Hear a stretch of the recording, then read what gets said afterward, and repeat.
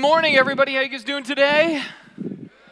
Excellent. So this is an interesting weekend because it is the women's retreat, which means a lot of the moms and wives are absent. And I love this particular Sunday because then you get to see the skills of a father when it comes to dressing or hair with their children. You know, where you got a pigtail and a shirt that should be buttoned in the back is buttoned in the front, you know, things like that. It's awesome to see dads, you know, like giving their all, right? Bringing their kids, it's fantastic. But it makes us appreciate our moms and wives all the more. So here they're having a great time, and they get back this afternoon, or at least maybe early afternoon, so that's going to be great. The other thing before I pray is I would just like to solicit your prayers as a church for my daughter. So my daughter, I shared last week, was in an accident, and she's had some unforeseen complications in relationship to that accident. And so we were in the ER all day on Friday because she was having symptoms similar to like a stroke. And so she couldn't speak properly, and she couldn't use the left side of her body, and some of this is still kind of lingering a little bit. They did a lot of tests. They said, hey, it's not a stroke, that's good. We don't see any blood flow problems, that's good too. But they said this is just what happens when you have a type of brain injury like she's had. She's going to recover, it's going to be okay, but it just takes some time. But there's always these things that come up that you don't anticipate in the process of that. So she's home for another week, not going back. We were going to take her back to college today, but we decided to keep her home for another week at that point. So did the neurologist. And so just praying for my daughter, just that hopefully everything just comes together right, and that she'll be feeling better over the course of the next week. And again, just kind of goes through some of these challenges in a way that, just gives glory to God through the process of it. And she's been remarkably calm and really has been giving a lot of glory to God in the process of it. But if you'd pray for her, that'd be great. Pray for our whole family, because just again, it kind of pulls you all in at the same time with stuff like that. So anyway, solicit your prayers in that.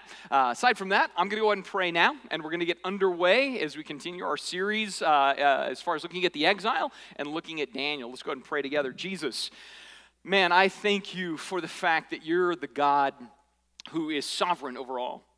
Right, I think about that even in relationship to just the things in our own family this week, and we can look at that, and instead of cursing the reality of things, we praise you. We praise you for, again, the fact that ultimately our daughter is healthy, and ultimately she's really going to recover, and I thank you for the fact that we can just give everything into your hands and trust you in your sovereign grace. I pray that we will all learn to trust you more, to long for you more, to have you really imprint upon us your heart and your priorities and your character and your urgency, and that we will be people that are so longing for you and so tethered to you that we transcend the temporal problems of our world. Right? This world is a passing thing. This is coming to an end at some point. And what matters is, again, the eternal perspective on you and how we live every day in light of that eternity. And so I pray that we will bond ourselves to that truth, and that we will look to you to guide us in all the daily affairs of life. We thank you, Jesus. We love you, and we praise you in your good and awesome name. Amen. So we have been in this series looking at the life of Daniel, or Shadrach, Meshach, and Abednego, or in general, we've been looking at the exiles of the Old Testament, and we're doing this in sort of a parallel sort of way. So it's not purely, again, a history lesson. We're wanting to see what they did in their challenging environment. We want to see what they did to bring glory to God, to bring honor to God, to live distinctly for God in an environment that was hostile to the things of God. And we're doing this in part because as we look as evangelicals within our particular little corner of the world and our little slice in the timeline, we see that there is a growing friction within our society when it comes to the things of God. We might have been at one point a Christian nation, and I'm going to use that very loosely, but I would say we very much become a post-Christian nation, and we're trying to figure out now, as Christians in that society, how do we do this?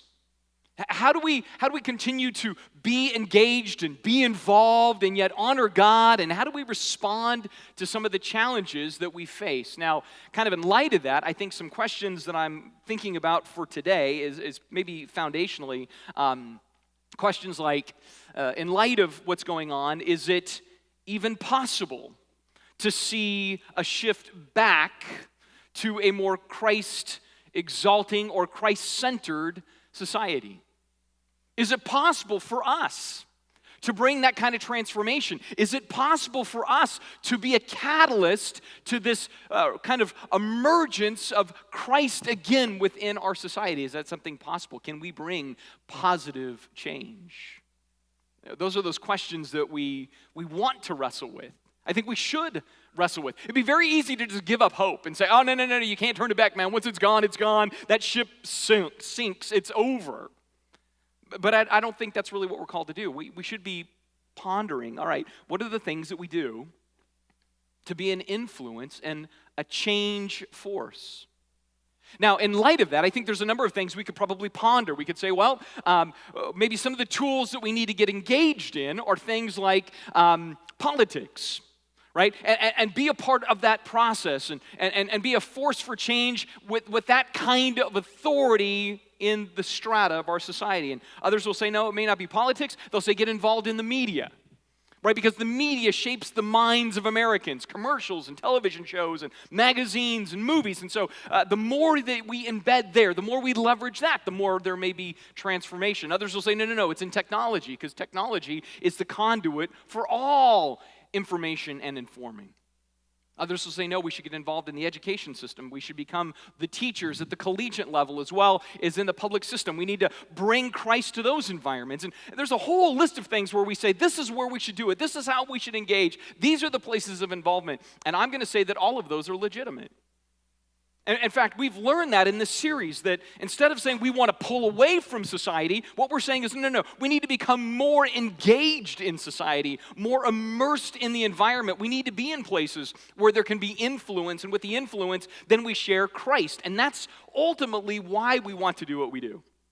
In other words, we don't want to just be the smartest, the most loyal, the most helpful, the most skilled, the most involved, and then not share Christ. We're wanting to be those things like a Daniel because we want the opportunity to share Christ.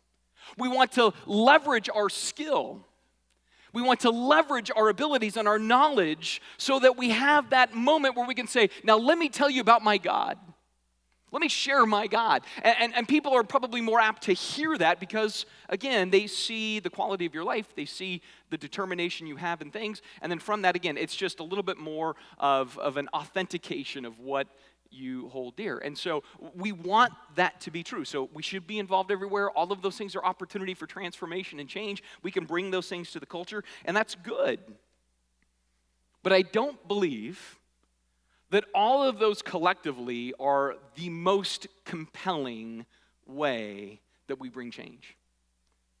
We should be engaged in all of those. We should do all of those. We should be embedded in those ways. But I would say that as I look at the Bible and I look at history, I think there is something that is more potent in our ability to bring transformation than any of these other things.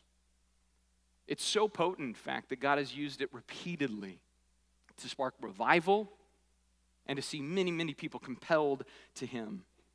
And that tool that we leverage, that thing that we use, is a joy-laced, courageous, calm, confident, unfazed willingness to suffer. There's something powerful in our ability to suffer for the name of Christ. There's something powerful in our willingness to say, yes, the world is coming at me. I'm going to say even specifically, I'm not talking about just general suffering, though I think this is true, but a unique suffering, the suffering that comes when you stand for God and you stand for holiness and you stand for the Bible and for purity and all the things that God holds dear, and then you suffer for it. When you suffer in that calm and with that joy, that is perhaps one of the most compelling ways you evidence the gospel is true. It's perhaps one of the most compelling ways you evidence that God is enough, that He is good in and of Himself. You don't need the conditions to be great for God to still be good. God is good even when the conditions are bad. That's what you evidence when you suffer well. That's what we evidence when we take kind of the criticism or the blows and we do so with a smile. When we hurt And then instead of inflicting pain on those who may want to hurt us, we simply just absorb it, and we show generosity, and we show grace. Fundamentally, I'm talking about this idea that we absorb the rejections of our faith with a faith that doesn't reject the rejectors. Right? We absorb the rejections of our faith with a faith that doesn't reject the rejectors. That's a very important concept right there. Because this is a thing that God has used repeatedly for transformation. This is the thing that God uses as an evidence and a proof of how big he is in the lives of people. And I say all of this because when we're living life in Babylon, and I use that in quotes because I think everything in this world is ultimately Babylon. When you're living life in Babylon, there are a lot of unknowns, there are a lot of gray areas, there's a lot of different speculations, but one thing that is a guarantee living in Babylon is going to be that all who desire to live godly in Christ Jesus will suffer persecution. I mean, this is exactly what Paul says in 2 Timothy chapter 3, verse 12, right? Paul said it. Jesus said it. History shows it. And I would guess that more and more, we, again, in our population, are starting to feel it. We're starting to feel it. If you take the Bible seriously, if you take your faith seriously, if you find yourself having to take certain stands on certain things, you're feeling the pressure.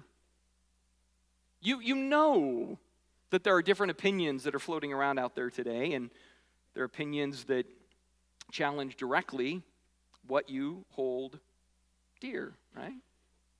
So it's just the raw truth. It's just the raw truth that increasingly we feel the press. And so with that, the question becomes, then how do we respond? How do we react? How do we reply to all of this? And I would say it's really this moment in our culture right now that gives us an opportunity. This new growing opposition is not a liability. And that's a little bit how it feels sometimes. We're like, oh man, we're losing religious liberties. Things are falling apart. There's more, increasingly people are not identifying with our faith at all. And so what are we going to do when we see all of this as sort of a problem? I really look and I go, I think it's a great opportunity. It's a great opportunity. It's sort of weeding out the true from kind of just the ho-hum. And it gives us this chance to show how real our God is. He's so real, we're not letting this get us down. He's so real, this isn't getting in our way. And what I like about it most of all is that I think we live in a time where truth claims are suspect. But lifestyles really do show something is real. And so the more we can, again, get above the clouds and above the fray, the more we can respond and react in ways that show God is big, the more God is going to use those things. Because then we're becoming this little ecosystem of faith and action. And that is a powerful, powerful force. And so if you have a Bible right now, I want you to open up to the book of Daniel, chapter 3. We're looking at Daniel chapter 3 this morning. Actually, we're going to be bouncing back and forth between Daniel 3 and Daniel 6. We're going to be looking at two very familiar stories and how the people responded in the context of those stories. Now, to get you up to speed with Daniel chapter 3, back in chapter 2, which we looked at last week, Daniel is revealed the dream that the king has had, and he's given the king an interpretation. So Daniel says you had this dream of this big statue. It had these different layers, gold, silver, bronze, and so forth, and they're different kingdoms, and eventually all those kingdoms will fall to nothing, and God will set up his kingdom over all, and that's kind of the dream. And he says, Nebuchadnezzar, the king that was currently the king of Babylon, he says, you're that head of gold, but then eventually your kingdom will fall to another one, and so forth, right? Well, it's a great interpretation. It's what God wants to reveal to Nebuchadnezzar, but Nebuchadnezzar is not a guy that has yet bowed his knee to God. That really doesn't happen for a couple of chapters. And so apparently Nebuchadnezzar takes this story, appreciates Daniel, but within some period of time decides, well, if I'm the head of gold, I need to make a giant statue of gold. And that giant statue of gold is me. And everybody will worship the statue, i.e. worship me, because now I think I'm a god because I'm Nebuchadnezzar the nut job, right? So he builds the statue. And he has this whole master plan, and that's really what we see unfold in chapter 3. King Nebuchadnezzar made an image of gold whose height was 60 cubits and whose breadth was 6 cubits. So this thing's about 90 feet high. And then he set up on the plain of Dura in the province of Babylon. And he has an agenda behind this. It is not just a piece of artwork. It's not just commemorative. It's not just a memorial. It is designed to be engaged. So we then look in verse 4, the engagement. After he gathers everybody, all the rulers, the leaders, the officials, everybody else, he says, here's the deal, and this herald proclaims it. It says, you are commanded, O peoples, nations, and languages, that when you hear the sound of the horn, the pipe, the lyre, the trigon, the harp, the bagpipe, the Scots are there. They have a bagpipe. That's awesome. And every kind of music, you are to fall down and to worship the golden image that King Nebuchadnezzar has set up.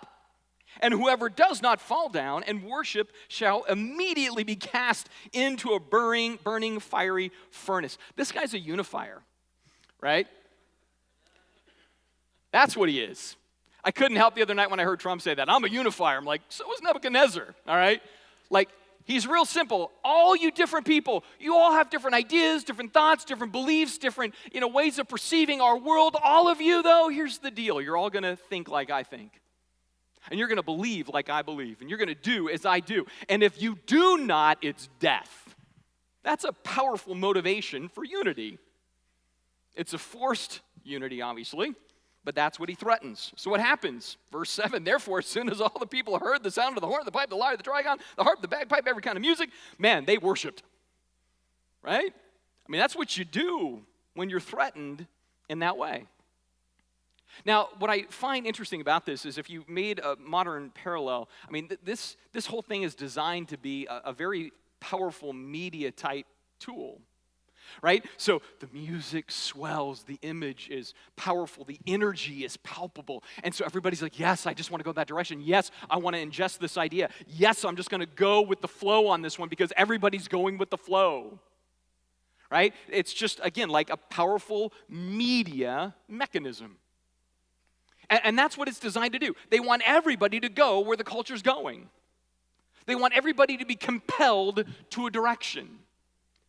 And when I do look as a Christian, not just a pastor, but as a Christian, there is a sense in which you look at our current environment and everything is sort of leveraged to kind of compel culture in a direction, right? And you're to go that direction. And if you don't want to go that direction, well, then you might face some fiery trial.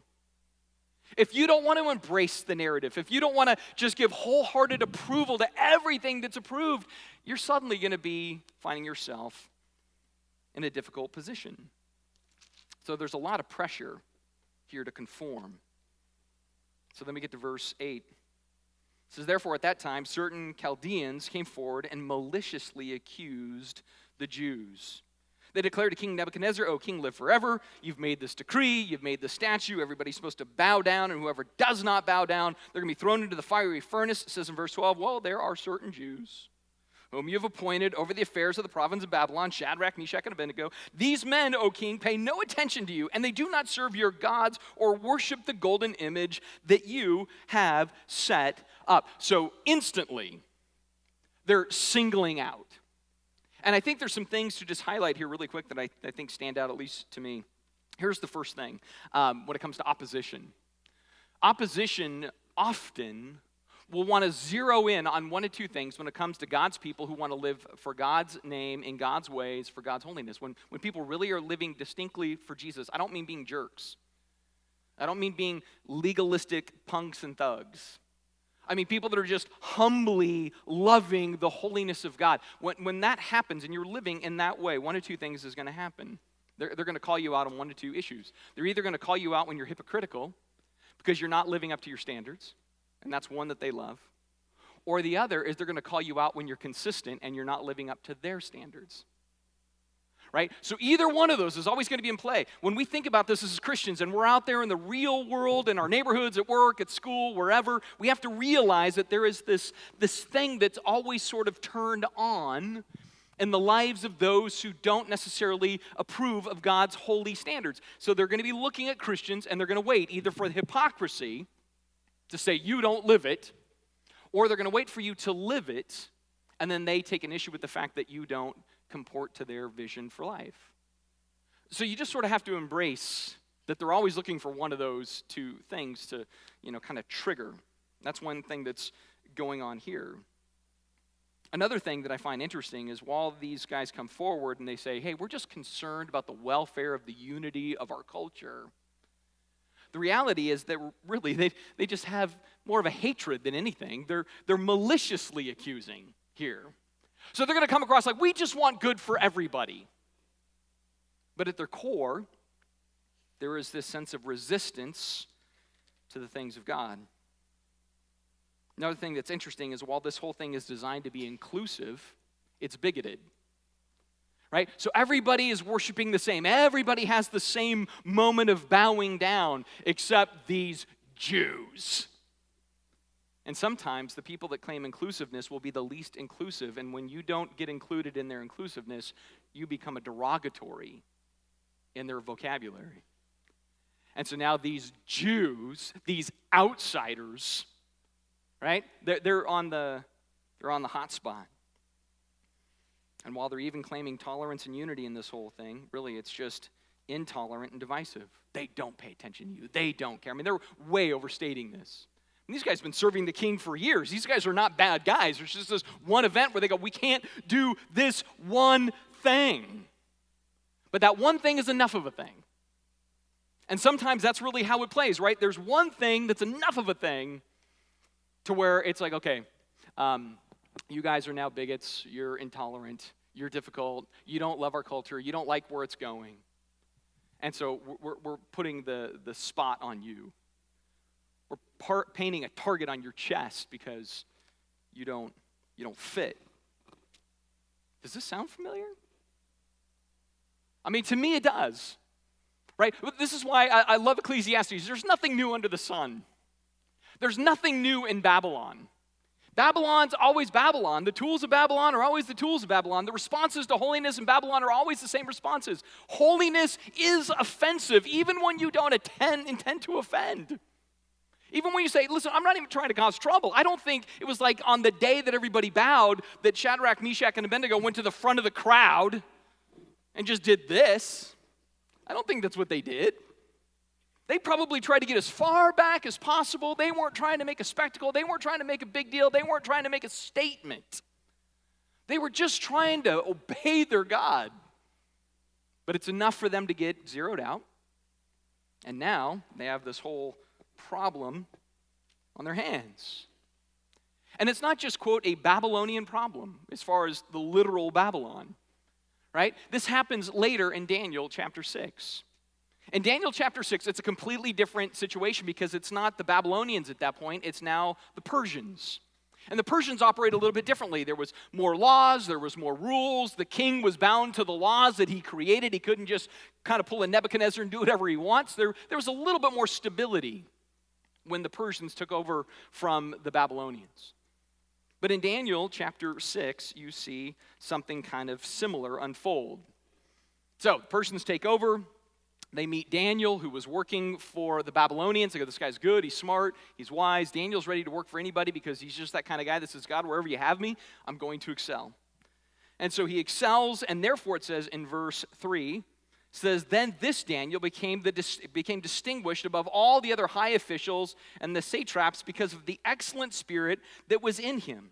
And the king planned to set him over the whole kingdom, right? And so the high officials are looking at this, and they're like, we don't like this guy.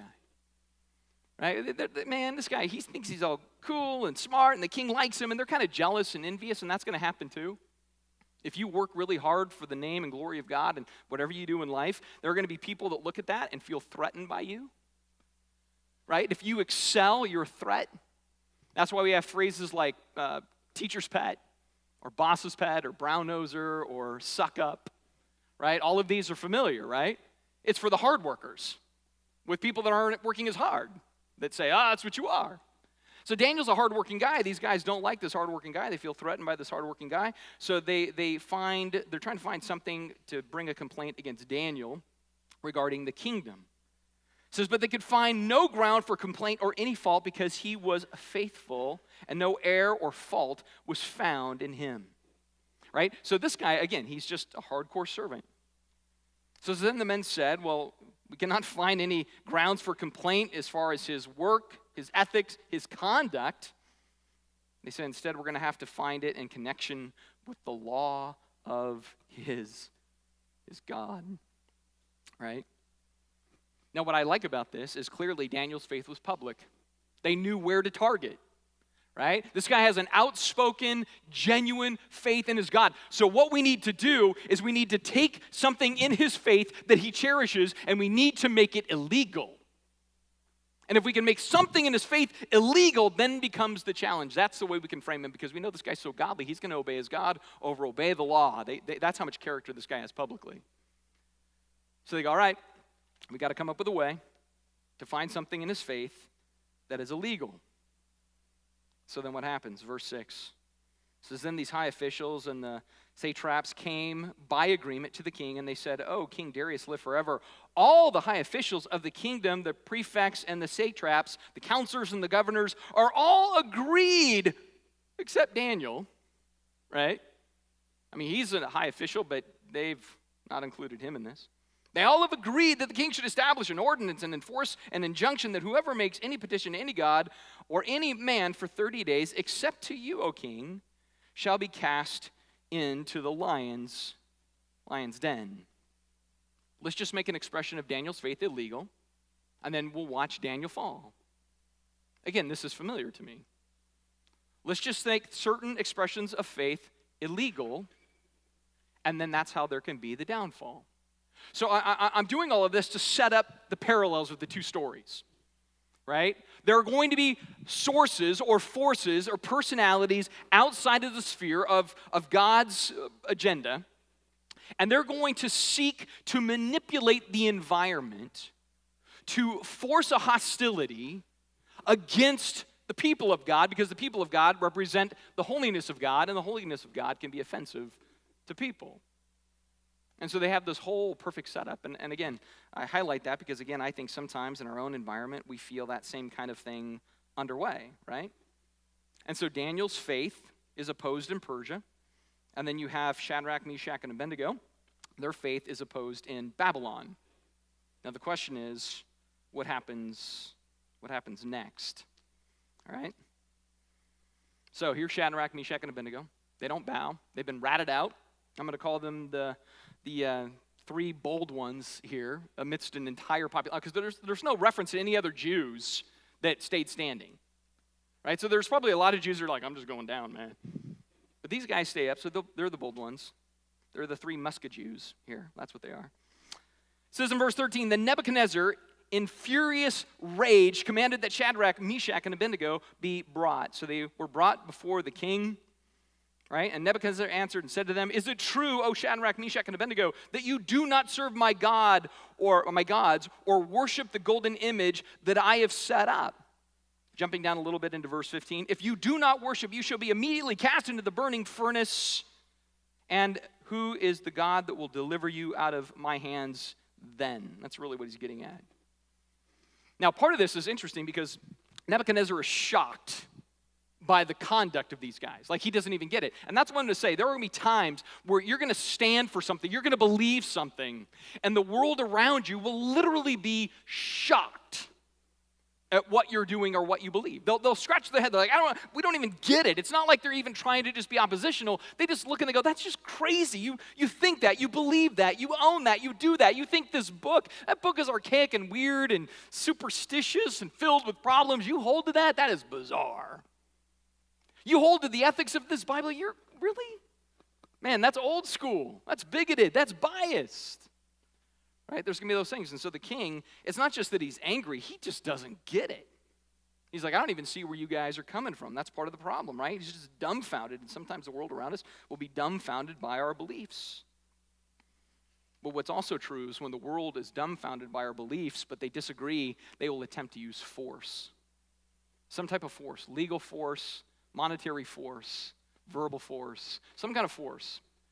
This is, you need to play ball, man, or totally get off the field. And so there's this force that's going to be applied to these guys. Now, at this point, these three guys could have said, you know what, let's let's just go with the flow. It's part of our job description, man. We work for the king. We can't very well violate the decree of the king if we work. Let's just forget it. Let's just take a knee, right? And we'll kind of wink and nod at one another like, we don't really mean this. We're just doing it on the outside, but on the inside, no, I don't worship this God. They could do that. They could even rationalize. They could say, you know what? We will make much better differences in this culture if we serve in the king's palace. It's smarter for us, in fact, to help everybody by serving in the king's palace. That's better than being ash in the king's furnace. So they could have rationalized, they could have justified, they could have faked it, they could have done any number of things. But look what they do. It says in verse 16, Shadrach, Meshach, and Abednego answered, and they said to the king, "O Nebuchadnezzar, we have no need to answer you in this matter." Now you might read that and go, oh, they're being disrespectful. That's not what they're doing. They're saying, we don't need legal representation is what they're saying. Right? So they've been accused of violating a law. And so the king's like, did you break the law? And they're saying, yeah, we did. Don't need a lawyer. Don't need me. Read me my Miranda rights. I'm guilty. I did this, right? So they say, we have no need to answer you in this matter.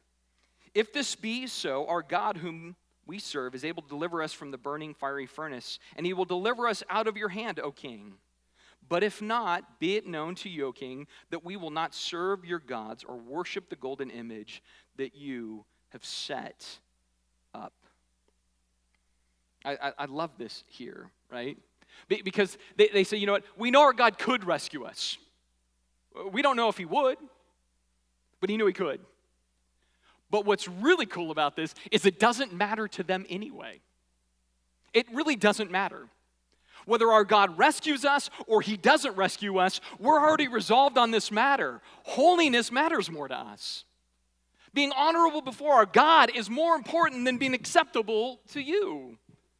Right? So we don't need to defend ourselves on this. We don't need to excuse it. Yes, we believe these truths. We believe this God. We want to honor him in these ways. And if you don't approve of that, there's not much we can do other than stand firm in our faith. They don't look for loopholes. They don't try to explain it away. They don't even have a well-crafted defense. If anything, they go, you know what, this is an opportunity for our God to flex. To flex. And so what they do is they just show this faith that stands up. It's just clear, it's calm, it's compassionate, it's resolved to receive the consequences of their belief. And that is a powerful moment. When somebody says, you know what, in a calm, peaceful, respectful way, I received my punishment for Christ, that becomes very powerful. That becomes very powerful. If you can stay steadied, right? You're not angry, frustrated, fighting. Instead, you just have that spine, that stiff spine that says, you know what? I will take whatever my God hands to me because my God matters more than anything else in this life. That is an apologetic of the highest order, right? That's a proof that God must have so infused and saturated your life that you would be willing to lose your life for this God that has changed you. So this is an opportunity. It's not a liability. It's a great chance to see God do great things. Same thing happens with Daniel, all right? These guys come up with this whole idea, hey, king, you should come up with a law. And the law is that if anybody prays anybody other than you for 30 days, they're thrown into the lion's den. King says, I like it. And he signs off on it. Makes it a law. Why not? Wouldn't you like to be a god for 30 days? Why not? All right? So he does. And then it says in Daniel 6:10, going back to that story, when Daniel knew that the document had been signed, he went to his house where he had a window in his upper chamber facing toward Jerusalem, and he got on his knees 3 times a day and prayed and gave thanks before his God. Here's the key part, as he had done previously. All right, so here's this new law, 30 days, no prayer to anybody other than the god of Persia, which is the king. And Daniel says, you know what, for years I've been going upstairs 3 times a day, and I open my windows toward Jerusalem, so it's fixing my eyes on God, and I pray. And for the next 30 days, I'm going to do what I've done for the last 30 days, and probably for the last 30 years. For decades, this would have been his practice, 3 times a day. So Daniel isn't ruffled, Daniel isn't nervous. You don't even see where there's like a spike in his blood pressure. It's like, oh, they're going to throw me in the lion's den if I pray. All right, I got to go pray. And he just goes and prays. Right? And he did it 3 times a day. I love this. And Daniel has to pray. I mean, look who he's working for. I mean, he's working for some seriously crazy people. I mean, you think you have bad bosses, but you don't have bosses that are constantly like, kill them now. He's working for these guys and trying to help them succeed. He's got to pray a lot, so he just goes, he does what he always does. He prays, right? Now, does he pray because God says it's mandatory? Does he pray because God says it's required or else? No, I believe Daniel is motivated here to pray because God is Daniel's deepest joy and strength and wisdom. Right? Like Daniel has lost everything in life. He's lost everything in life. All he had was God. And so this guy is praying just because he's desperate for God. It isn't even, again, to make a point. Some people read this and go, oh, so as soon as it was illegal, Daniel went and he took a stand. No. Daniel went and did what he always does because he's desperate for God. When you're desperate for God, this is what you do. You pray, you seek, you need him. I say it's his joy because I think about Habakkuk chapter 3. Remember before everybody went into exile and what Habakkuk said at the end of his book? He says, though the fig tree should not blossom, nor the fruit be on the vine, the produce of the olive tree would fail, and the fields would yield no fruit, and the flock be cut off from the fold, and there be no herd in the stalls, yet I will rejoice in the Lord. I will take joy in the God of my salvation. God, the Lord, is my strength. He makes my feet like the deer's, and he makes me tread on my high places. I really believe Daniel has this heart of like Habakkuk, where he says, I've lost it all. And even though everything may fail and I have nothing when it comes to my own distinct thing, I have God, and that is enough. And so this is what drives him to pray, even in the face of rejection and persecution. And so he's faithful. And as soon as he's faithful, what happens? Verse 11, then these men came by agreement and found Daniel making petition and plea before his God. And so then they went up to the king and said, guess what? We got him. He's up there praying. Right? He's up there doing what you told him not to do. It says in verse 13, they said it's this Daniel, one of the exiles from Judah. He pays no attention to you, king, or the injunction that you have signed, but he makes his petition 3 times a day. There's always this sense of bigotry again. This exile, this Judean, those Jews, these people, they don't listen to the status quo. So, Daniel's faithful, and now he's caught. Shadrach, Meshach, and are faithful, and Abednego, and they're faithful, and now they're caught. Now, in their case, it was a little bit more goofy, all right?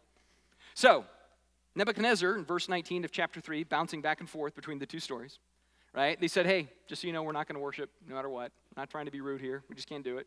So it says, then Nebuchadnezzar was filled with fury, and the expression of his face was changed, right? It was kind of like that Kim Kardashian crying face that nobody wants to see, all right? Just, he was mad, all right? So his expression changed against these guys, right? And so he ordered the furnace heated 7 times more than it's normally heated, which I don't even think he's thinking here.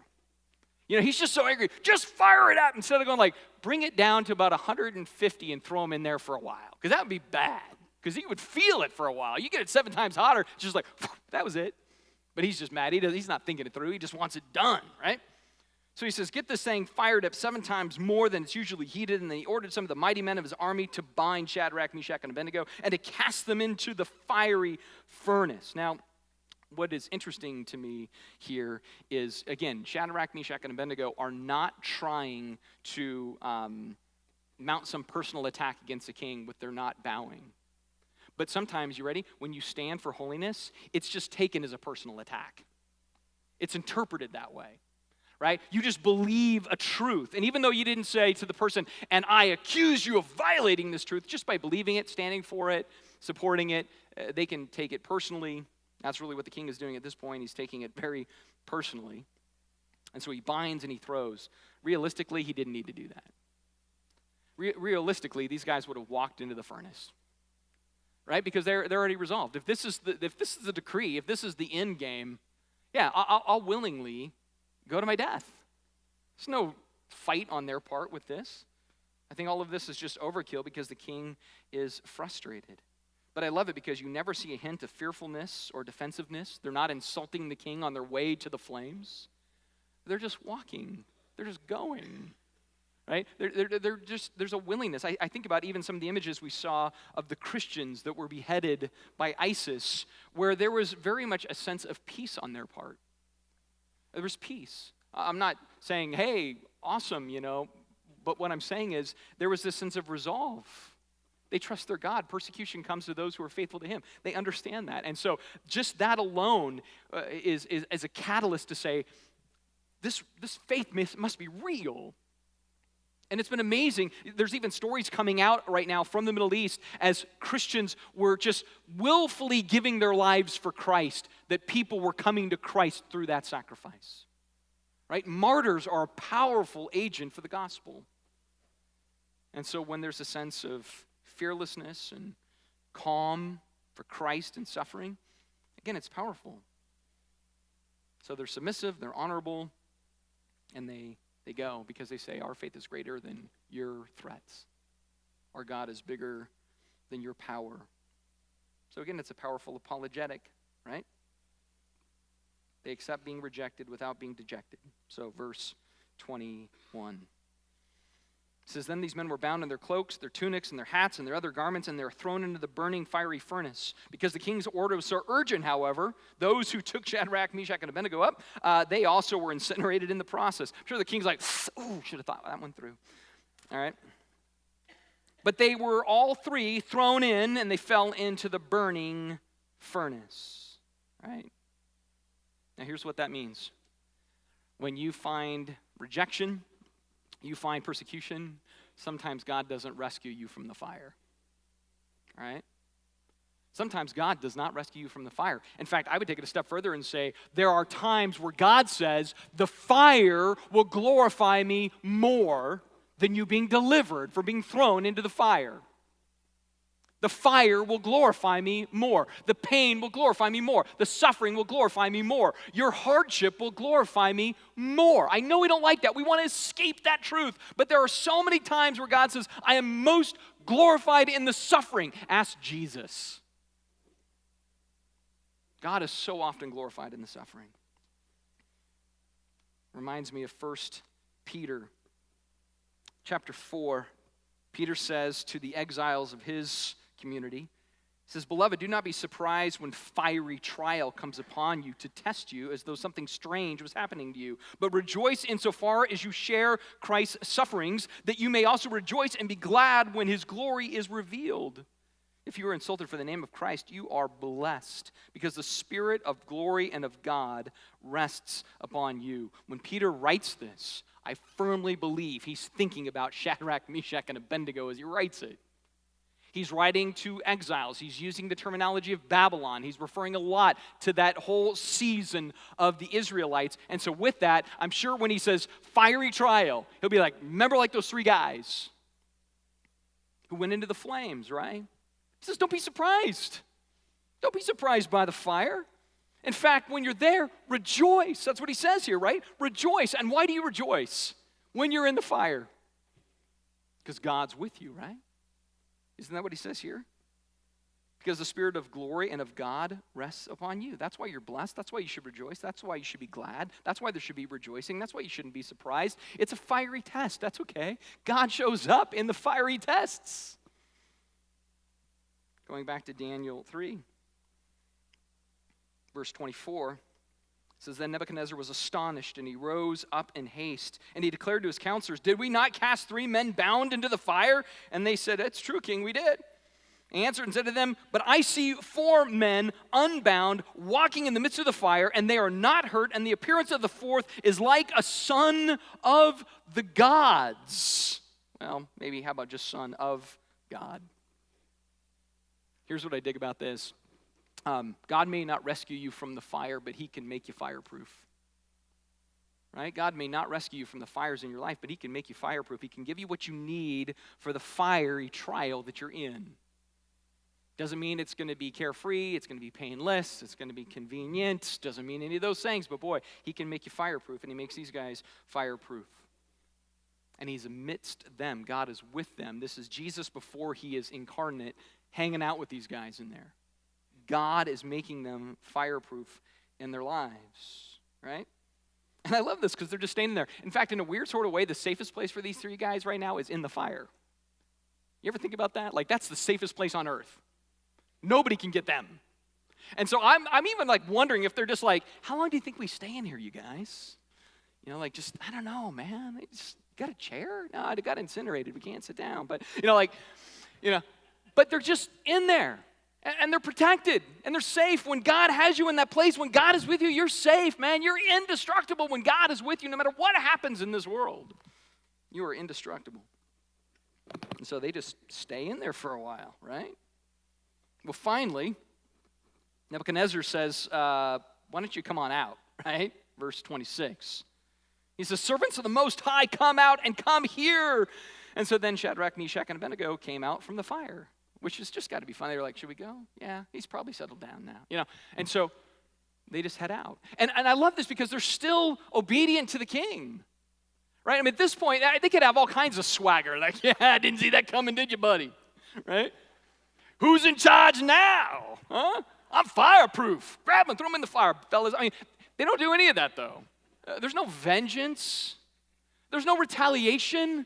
There's no hatred at the king. They're not in the fire doing obscene gestures or none of that, right? Which is stuff that we'd be more apt to do, like, come get me, They don't do it. They don't do it. Instead, they just faithfully come out, right?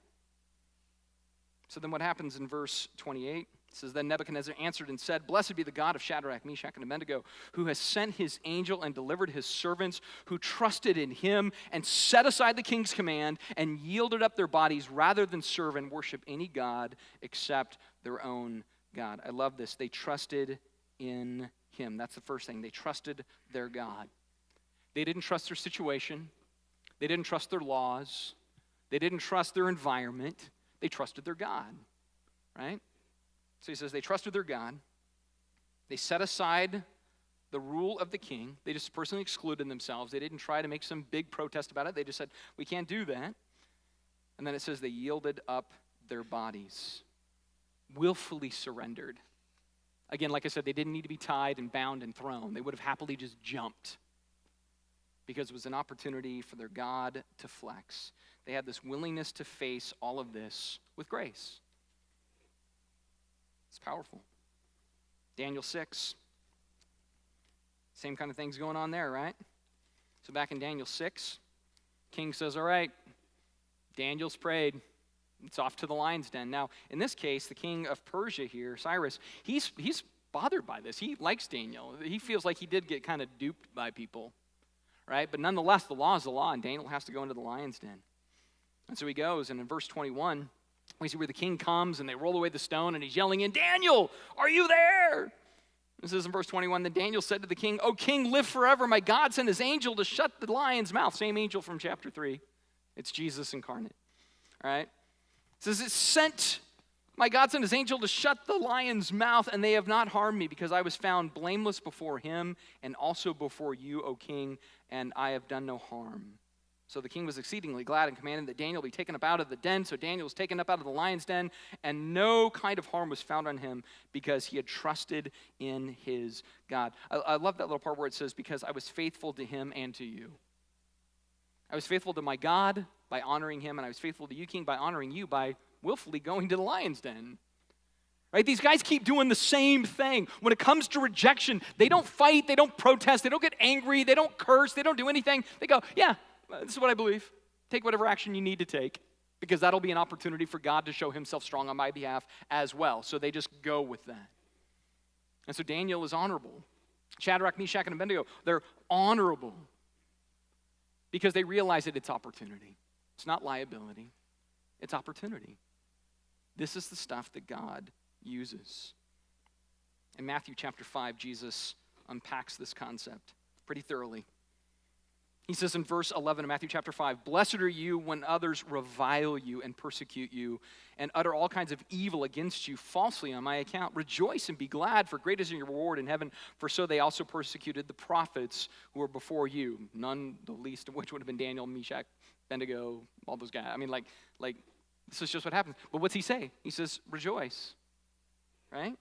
He says, be glad when this happens. A little later in verse 38, he says, "You've heard it was said, an eye for an eye, a tooth for a tooth. But I say to you, do not resist the one who is evil. But if anyone slaps you on the right cheek, turn to him the other one also. And if anyone would sue you to take your tunic, let him have your cloak as well. If anyone forces you to go 1 mile, he says, go 2. Then in verse 43, he says, "You've heard it was said, you shall love your neighbor and hate your enemy. But I say to you, love your enemies. Pray for those who persecute you, so that you may be sons of your Father who is in heaven." Again, all of this has kind of this theme about life in Babylon.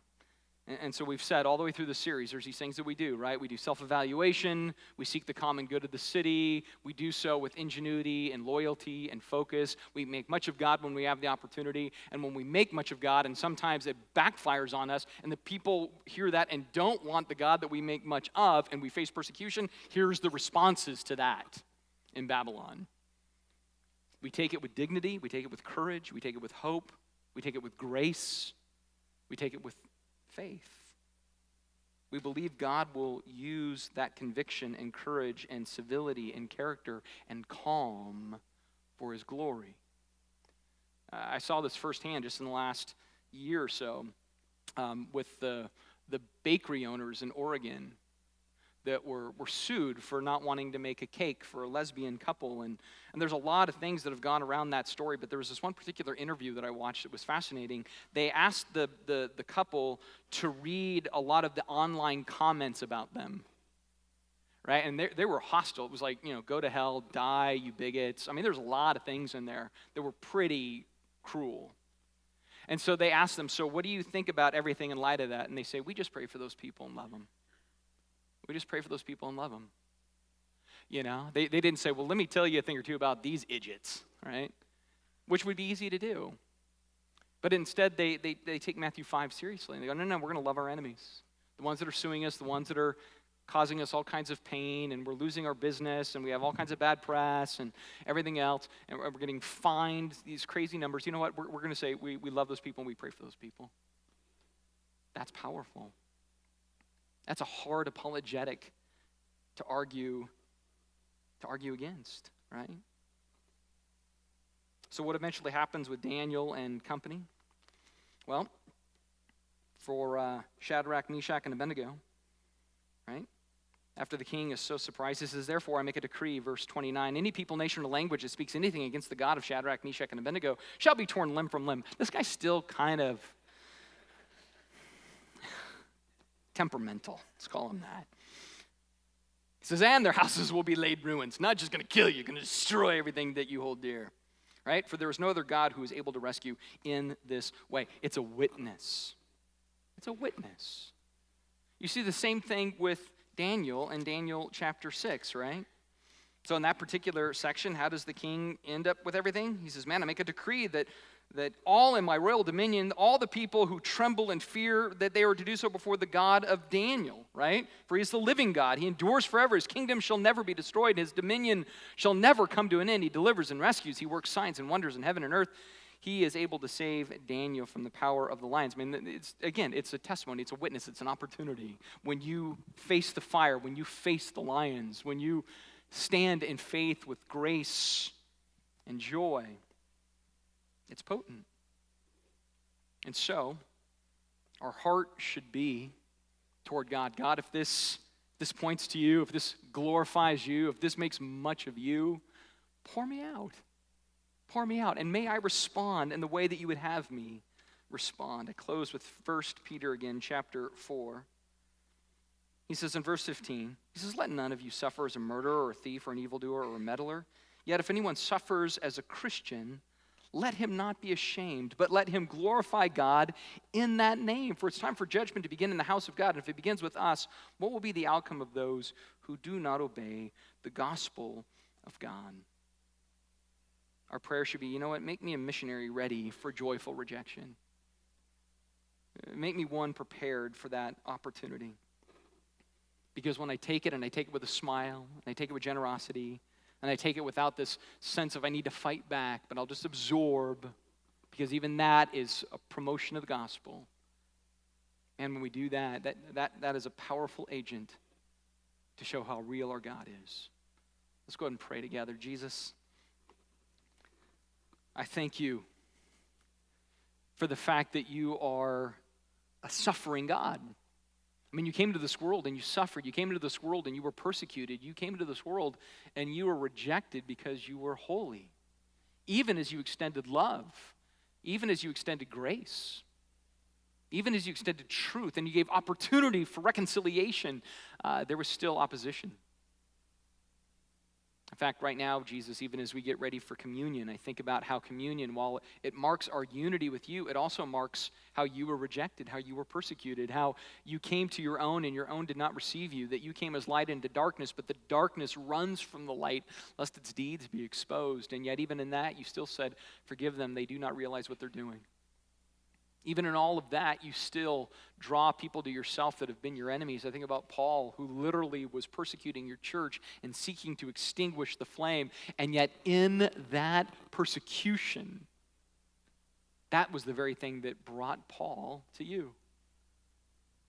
The blood of the martyrs really is the seed of the church. And so I pray that as we live in Babylon, that we will ready ourselves for just any kind of opposition, that we would face that with great grace, with calm, with courage, with joy, that we would suffer well. And it may not be massive suffering. It may be very light in comparison to what our brothers and sisters in the world face. But I pray that we will nonetheless face it not with resentment or frustration, not with angry posts and lots of statements of our resistance to, but rather we would transcend that. And we make much of you. And we would showcase what you mean to us.